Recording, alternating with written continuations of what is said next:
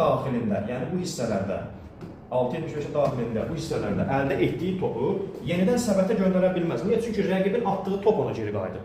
Rəqibin atdığı top səbətə dəyib, yaxud istiqamətin dəyişib A komandasına keçibsə, A komandası nə edəcək? Bir qayda olaraq topu 6.75-in xaricinə çıxaracaq. Burasına diqqətlə baxın. Burada bəzən çaşırlar. Siz çaşmayın. Nə dedik? B komandası topu səbətə atdı. Top səbətə dəydi, yaxud istiqamətini dəyişdirdi, keçdi A komandasına.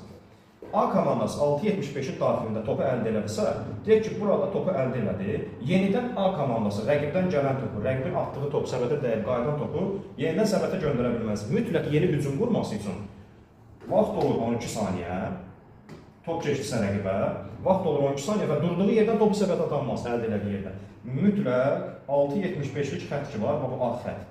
Bu ağ xətti çıxmalıdır bir qayda olaraq qırağa. Çıxır, yenidən hücum qurur. Ağ xətti çıxan kimi birbaşa topu səbətə də göndərə bilər və 6.75-in daxilindən də daxil olub topu səbətə ata bilər. Deyək ki, 6.75-in xarici, bu ağ xəttin qıraqları 2 xal, daxili isə 1 xal.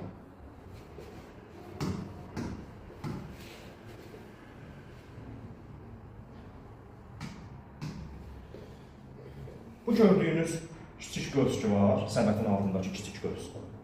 Bu kiçik göz topu əldə edən komanda, yəni deyək ki, B komandası topu atırsın. Sən özün topu atdın səbətə. Top səbətdən keçdisə, mən topu yenidən səbətin altından ona daxil edəcəm.